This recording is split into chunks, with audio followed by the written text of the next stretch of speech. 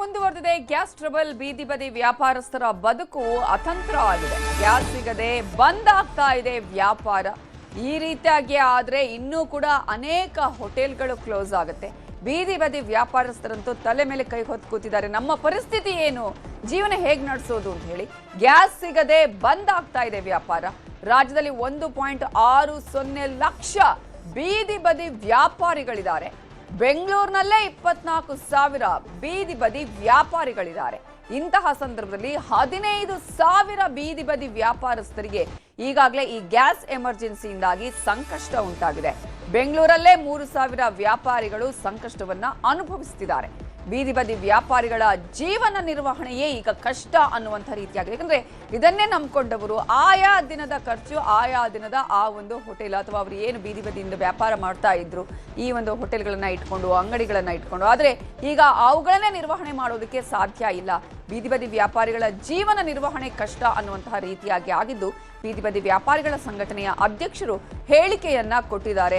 Almost ಈಗಾಗಲೇ 24,000 ಬೀದಿ ಬದಿ ವ್ಯಾಪಾರಿಗಳಲ್ಲಿ 15,000 ಬೀದಿ ಬದಿ ವ್ಯಾಪಾರಸ್ಥರು ಸಂಕಷ್ಟವನ್ನ ಅನುಭವಿಸ್ತಾ ಇದ್ದಾರೆ. ಪ್ರತಿನಿತ್ಯ ಕೂಡ ಗ್ಯಾಸ್ ಪೂರೈಕೆ ಆಗತ್ತಾ ಇಲ್ವಾ ಅನ್ನುವಂತಹ ಆತಂಕದಲ್ಲೇ, ಅದರಲ್ಲೂ ಕೂಡ ಏನು ಮೆನುಗಳಿತ್ತು ಆ ಮೆನುಗಳನ್ನು ಕಟ್ ಮಾಡ್ಕೊಂಡಿದ್ದಾರೆ. ವೆರೈಟಿ ಅಂತ ಫುಡ್ ಇಲ್ವೇ ಇಲ್ಲ. ಇದ್ದಿದ್ರಲ್ಲೇ ಅಟ್ಲೀಸ್ಟ್ ಏನಾದ್ರೂ ಮಾಡೋಣ ಅಂತ ಹೇಳಿದ್ರೆ ಗ್ಯಾಸ್ ಸಿಲಿಂಡರ್ ಸಿಗ್ತಾ ಇಲ್ಲ. ಹಾಗಾದ್ರೆ ಜೀವನ ನಡೆಸೋದು ಹೇಗೆ ಅಂತ ಹೇಳಿ ಬೀದಿ ಬದಿ ವ್ಯಾಪಾರಸ್ಥರು ಆತಂಕವನ್ನ ವ್ಯಕ್ತಪಡಿಸಿದ್ದಾರೆ. ಬೀದಿ ಬದಿ ವ್ಯಾಪಾರಿಗಳ ಸಂಘಟನೆಯ ಅಧ್ಯಕ್ಷರಾಗಿರುವ ರಂಗಸ್ವಾಮಿ ಅವರನ್ನ ನಮ್ಮ ರಿಪೋರ್ಟರ್ ಶರಣು ಹಂಪಿ ಮಾತನಾಡಿಸಿದ್ದಾರೆ. ಯುದ್ಧದ ಎಫೆಕ್ಟ್ ಕಮರ್ಷಿಯಲ್ ಗ್ಯಾಸ್ ಸಿಗ್ತಾ ಇಲ್ಲ, ಹೋಟೆಲ್ಗಳು ಬಂದ್ ಆಗ್ತಾ ಇದೆ. ಕೇವಲ ಇಷ್ಟು ಮಾತ್ರ ಅಲ್ಲ, ಬೀದಿ ಬದಿ ವ್ಯಾಪಾರಸ್ಥರಿಗೂ ಕೂಡ ತೊಂದರೆ ಆಗ್ತಾ ಇದೆ. ಬನ್ನಿ ಬಗ್ಗೆ ಮಾತಾಡಲಿಕ್ಕೆ ಬೀದಿ ಬದಿ ವ್ಯಾಪಾರಸ್ಥರ ಸಂಘಟನೆಯ ಅಧ್ಯಕ್ಷರಾದಂಥ ರಂಗಸ್ವಾಮಿ ಇದ್ದಾರೆ, ಅವ್ರನ್ನ ಮಾತಾಡ್ಸೋಣ. ಸರ್, ಎಷ್ಟಿದೆ ಬೆಂಗಳೂರಲ್ಲಿ, ಎಷ್ಟು ಆಪರೇಟ್ ಆಗ್ತಾ ಇದೆ? ಸರ್, ಟೋಟಲ್ಲು ನಾವು ಬೆಂಗಳೂರು ನಗರದಲ್ಲಿ ಹಿಂದೆ ಸಮೀಕ್ಷೆ ಮಾಡಿದಾಗ FSSA ವತಿಯಿಂದ ಸರ್ಟಿಫಿಕೇಟ್ ಕೊಟ್ಟದ್ದು 10,500 ಚಿಲ್ಲರೆಯಷ್ಟು. ಈಗಾಗಲೇ ಬೆಂಗಳೂರು ನಗರದಲ್ಲಿ 24,000 ಜನ ಫುಡ್ ವ್ಯಾಪಾರ ಮಾಡುವಂಥ ಪ್ರತಿನಿಧಿಗಳು, ಪಾನಿಪುರಿ, ಬಜ್ಜಿ, ಬೋಂಡಾ ಈ ಥರ ಇರತಕ್ಕಂಥದ್ದು. ಈಗಾಗಲೇ ನಾವು ಅವರಿಗೆ ಸರ್ಟಿಫಿಕೇಟ್ ಸಂಪೂರ್ಣವಾಗಿ FSS ಸರ್ಕಾರ ಮಟ್ಟದಲ್ಲೇ ಕೊಟ್ಟಿದ್ದೀವಿ, ಕೇಂದ್ರ ಮತ್ತು ರಾಜ್ಯ ಸರ್ಕಾರದ ವತಿಯಿಂದ. ಇವಾಗ ನಾವು ನ್ಯಾಶ್ವಿ ಕಡೆ ವತಿಯಿಂದ ನಾವು ಕೇಂದ್ರ ಸರ್ಕಾರಕ್ಕೆ ಹರ್ದೀಪ್ ಸಿಂಗ್ ಪುರಿ ಅವರಿಗೆ ಲೆಟರ್ ಸಹಿತ ಬರೆದಿರೋ ನಮ್ಮ ಅರವಿಂದ್ ಸಿಂಗ್ ಜಿ ಅವರು.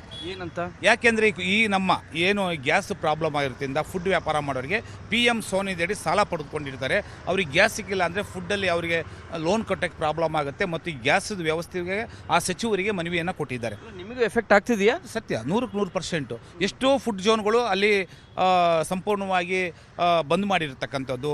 ಈ ಗೋಬಿ ಮಂಚೂರಿ, ಪಾನಿಪುರಿ ಮತ್ತು ಈ ಮಸಾಲೆ ಐಟಮು, ಗೋಬಿ ಆಮೇಲೆ ಇದು ಚೈನೀಸ್ ಐಟಮು ಮತ್ತು ನಾನ್ ವೆಜ್ ಐಟಮ್ಸು, ಇವೆಲ್ಲ ಸಂಪೂರ್ಣವಾಗಿ ದೋಸೆ, ಇವೆಲ್ಲ ಸಂಪೂರ್ಣವಾಗಿ ಆಗಲೇ ಈಗ ಒಂದು 70% ಅಲ್ಲಲ್ಲಿ ಕ್ಲೋಸ್ ಮಾಡಿದ್ದಾರೆ. ಎಷ್ಟು ಸರ್ ಹಂಗನತ್ತೆ? ಎಷ್ಟು ಬೀದಿ ಬದಿ ಶಾಪ್ಗಳು ಕ್ಲೋಸ್ ಆಗಿರೋದು? ಮಿನಿಮಮ್ 3,000 ರಿಂದ 4,000 ಕ್ಲೋಸ್ ಆಗಿದೆ ಸರ್ ಬೆಂಗಳೂರು ನಗರದಲ್ಲಿ. ಎಲ್ಲ ಸಂಪೂರ್ಣವಾಗಿ ಎಲ್ಲ ಕಡೆ ಬೆಂಗಳೂರು ನನಗೆ ವರದಿ ಪ್ರಕಾರವಾಗಿ ರಾಜ್ಯದಲ್ಲಿ ತೊಗೊಂಡೋಗ್ಬೇಕಾದ್ರೆ ಒಂದು 8,000 ರಿಂದ 9,000 ಬಂದಾಗಿರ್ತಕ್ಕಂಥದ್ದು. ಅಲ್ಲ, ಅವರು ಯೂಶಲಿ ನಿಮ್ಮಲ್ಲಿ ಎಲ್ಲರೂ ಕಮರ್ಷಿಯಲ್ ಗ್ಯಾಸ್ ಯೂಸ್ ಮಾಡ್ತಾರಾ? ಯಾಕಂದರೆ ನೋಡಿದರೆ ಬಹುತೇಕವಾಗಿ ಎಲ್ಲರೂ ಕೂಡ ಯೂಸ್ ಮಾಡೋದು LPG ಗ್ಯಾಸ್ಗಳು, ಗೃಹ ಬಳಕೆ ಗ್ಯಾಸನ್ನು ಸಿಲಿಂಡರ್ನೇ ಬಳಕೆ ಮಾಡೋದಲ್ವಾ? ಇದು 5% ಮಾತ್ರ ಯಾರು ಇದು ದೊಡ್ಡ ಗ್ಯಾಸ್ ಕಟ್ ಮಾಡೋದು. ಇನ್ನೆಲ್ಲ ಮನೆ ನಿವಾಸಿಗಳು ತಂದಿರ್ತಕ್ಕಂಥ ಅಲ್ಲ ಅವಧಿ. ಇನ್ನು 5% ಮಾತ್ರ ಯಾರೋ ಸ್ವಲ್ಪ ಸಾಮರ್ಥ್ಯ ಇರ್ತಕ್ಕಂಥವ್ರು ಮಾತ್ರ ಅದನ್ನು ಯೂಸ್ ಮಾಡ್ತಾರೆ ಹೊರತು ಇನ್ನು ಮಿಕ್ಕಿದ್ದೆಲ್ಲ 95% ಮನೆ ಗೃಹ ಬಳಕೆ LPG ಸಿಲಿಂಡರ್ ಕೊರತೆ ಇಲ್ಲ ಅಂತ ಹೇಳ್ತಾ ಇದ್ದಾರೆ. ಸಂಪೂರ್ಣವಾಗಿ ಕೊರತೆ ಇದೆ. ಇವಾಗ 1,050 ಕೊಡ್ತಾ ಇದೆ, 1,500 2,000 ಕೊಟ್ಟರು ಸಿಗ್ತಾ ಇಲ್ಲ, ಗ್ಯಾಸು ಸಿಗ್ತಾ ಇಲ್ಲ ಮತ್ತು ಬುಕ್ಕಿಂಗ್ ತೊಗೋತಾ ಇಲ್ಲ.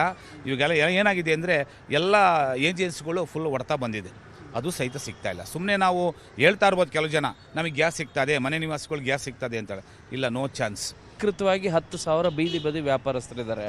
ಇದರಲ್ಲಿ 3,000 ಈಗಾಗಲೇ ಸ್ಟ್ರೀಟ್ ವೆಂಡರ್ಸ್ ಕ್ಲೋಸ್ ಮಾಡಿದ್ದಾರೆ, ಆಪ್ರೇಟ್ ಮಾಡೋಕ್ಕಾಗ್ತಾಯಿಲ್ಲ. ಯಾಕಂದರೆ ಕೇವಲ ಕಮರ್ಷಿಯಲ್ ಗ್ಯಾಸ್ ಮಾತ್ರ ಅಲ್ಲ, ಗೃಹ ಬಳಕೆ LPG ಗ್ಯಾಸ್ಗಳನ್ನು ಬಳಕೆ ಮಾಡಿ ಅವರು ವ್ಯಾಪಾರ ಮಾಡ್ತಾಯಿದ್ರು, ಅವು ಕೂಡ ಸಿಗ್ತಾ ಇಲ್ಲ. ಆನ್ಲೈನ್ ಪ್ರಾಬ್ಲಮ್ ಆಗ್ತಾಯಿದೆ ಬುಕ್ಕಿಂಗ್ ಮಾಡಲಿಕ್ಕೆ ಅನ್ನೋದು ಈಗ ಬೀದಿ ಬದಿ ವ್ಯಾಪಾರಸ್ಥರ ಸಂಘಟನೆಯ ಆರೋಪ ಆಗಿದೆ. ಕ್ಯಾಮರಾ ಪರ್ಸನ್ ಶಿವಪ್ಪ ಜೊತೆ ಶರಣು ಹಂಪಿ, ನ್ಯೂಸ್ 18. ಇನ್ನು ಹಾಸ್ಟೆಲ್ ವಿದ್ಯಾರ್ಥಿಗಳಿಗೂ ಕೂಡ ಸಿಲಿಂಡರ್ ಬಿಸಿ ತಟ್ಟಿದೆ. ಧಾರವಾಡದ ಹಾಸ್ಟೆಲ್ಗಳಲ್ಲಿ ಮೆನುವೇ ಕಟ್ ಮಾಡಿದ್ದಾರೆ. ಯಾಕಂದ್ರೆ ಬೇರೆ ಒಂದೊಂದು ದಿನ ಒಂದೊಂದು ರೀತಿಯಾದಂತಹ ಫುಡ್ ಅನ್ನ ಕೊಡ್ತಾ ಇದ್ರು, ಆದ್ರೆ ಇದೀಗ ಕೇವಲ 4 ದಿನಗಳಿಂದ ಅನ್ನ ಸಾಂಬಾರ್ ಕೊಡ್ತಾ ಇದ್ದಾರೆ. ಬರೀ ಅನ್ನ ಸಾಂಬಾರ್ ಅಷ್ಟೇ ಮೆನು ಅಲ್ಲಿ ಇರುವಂಥದ್ದು, ಬೇರೆ ಯಾವುದೇ ರೀತಿಯಾದಂತಹ ಫುಡ್ ಮೆನು ಇಲ್ಲ. ದಿವಂಗತ ದೇವರಾಜ್ ಅರಸು ಬಾಲಕಿಯರ ಹಾಸ್ಟೆಲ್ನಲ್ಲಿ ಗ್ಯಾಸ್ ಕೊರತೆಯಿಂದಾಗಿ ಕೇವಲ ಅನ್ನ ಸಾಂಬಾರನ್ನ ಕೊಡ್ತಾ ಇದ್ದಾರೆ ಅಲ್ಲಿ ಇರುವಂತಹ ಹಾಸ್ಟೆಲ್ ವಿದ್ಯಾರ್ಥಿಗಳಿಗೆ. ಸೊ ಗ್ಯಾಸ್ ಕೊರತೆ ಅಂತ ಹೇಳ್ತಾ ಇದ್ದಾರೆ ಹಾಸ್ಟೆಲ್ನ ವಾರ್ಡನ್. ಈ ವಿಚಾರಕ್ಕೆ ಸಂಬಂಧಪಟ್ಟ ಹಾಗೆ ಹಾಸ್ಟೆಲ್ನ ವಿದ್ಯಾರ್ಥಿಗಳು ಮಾತಾಡಿದ್ದಾರೆ.